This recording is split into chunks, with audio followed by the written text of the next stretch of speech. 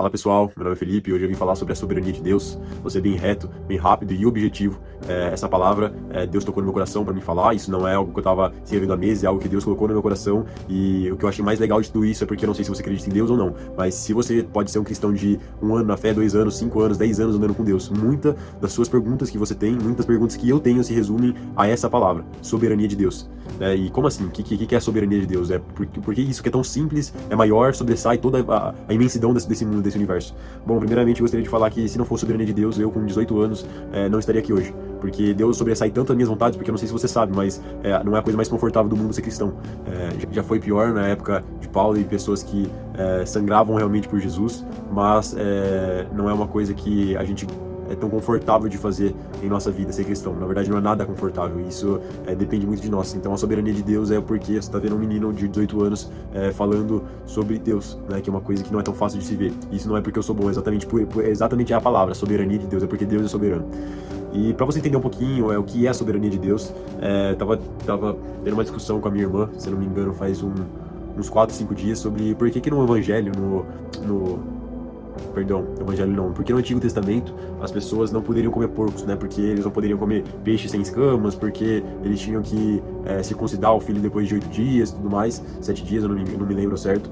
E eu tava falando com ela, é exatamente isso, soberania de Deus. Você não precisa saber por que daquilo lá. Deus não tem que te dar uma explicação. Deus é sobre seu entendimento. Deus é sobre as suas emoções. Deus é sobre aquilo que você acha que é certo ou não. Deus é soberano.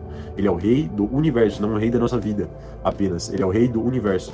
E é tão louco pensar nisso, porque hoje em dia a gente pode sentir Deus a hora que a gente quiser, a gente tem livre acesso ao Pai, a gente sente a presença do Espírito Santo. Quando Jesus foi embora, não sei se você sabe ou não, ele falou, para que vocês não fiquem desconsolados, para que vocês não fiquem sozinhos, eu vou dar o meu próprio Espírito.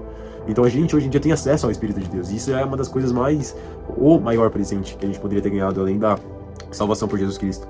Então a soberania ela vai além de força ou poder. A soberania ela é simplesmente aquilo que é mais do que você apenas fazer alguma coisa, você ser alguma coisa. E Deus, a identidade de Deus é soberano. Não é que Deus tem a qualidade de ser soberano, Deus é soberano. Essa é a identidade de Deus. E isso na verdade é o que mexe muito no meu coração, porque cara, Jesus ele simplifica tantas coisas. Lá em Salmos as pessoas falavam, né, principalmente em Salmos 97, o salmista fala, pois tu, Senhor, é supremo sobre toda a terra.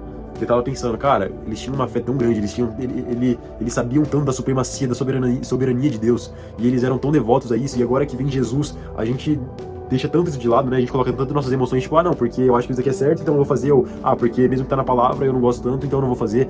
Então, e a gente começa a viver uma coisa tão fraca, né? E quando lá em João 6 fala que Jesus é o pão da vida, e também, se eu não me engano, em João 4 fala sobre a passagem de Jesus com a samaritana, que Jesus é a fonte de águas vivas, eu começo a entender que Jesus não é apenas alguém que manda sobre as coisas, mas ele é a própria coisa. Como assim? Que coisa que é essa? É a soberania, ele não manda sobre o que a gente deve fazer.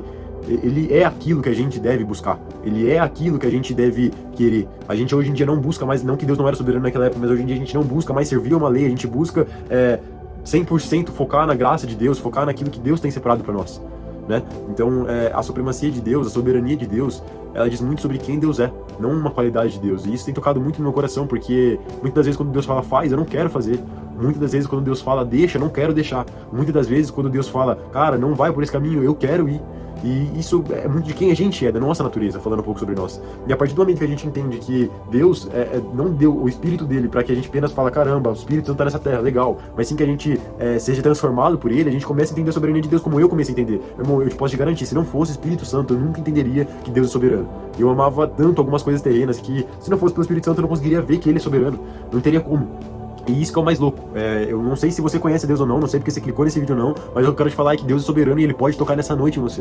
Eu não tô querendo falar um papo de coach, um papo de alguém que apenas quer, não sei, cumprir um checklist na agenda. Eu quero te falar que Deus é soberano sobre a minha vontade, Deus é soberano sobre você. Se Deus quiser estralar o dedo, você morrer e eu morrer, nós dois morremos. E esse é o poder de Deus, ele não depende daquilo que eu e você queremos ser ou queremos fazer, ele é soberano, entendeu? E não existe terra, não existe lua, não existe esse equilíbrio perfeito sem a soberania de Deus. E essa é a coisa mais linda que existe, né? Deus ele começa a falar, a partir de João 4, João 6, começa a mostrar que a soberania de Deus é quem ele é, né? Que ele pode saciar a nossa fome, ele é a resposta, né? Ele não tem a resposta, ele é a resposta.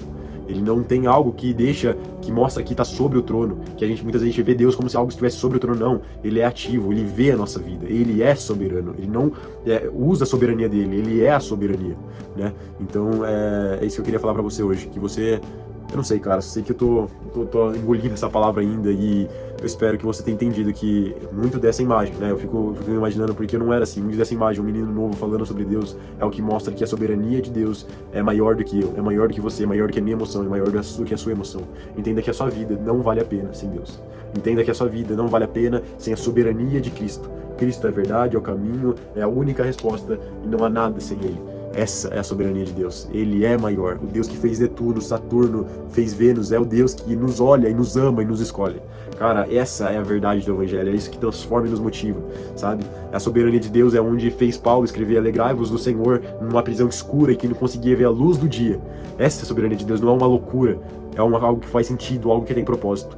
Que você tenha entendido um pouquinho dessa palavra, que isso queime no seu coração, assim como queima no meu coração.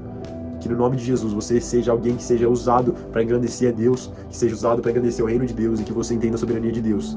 Assim como Paulo entendeu, assim como eu tenho buscado entender, você possa entender muito mais sobre a soberania de Deus, ser transformado e transformada pelo Espírito Santo de Deus. No nome de Jesus. Amém.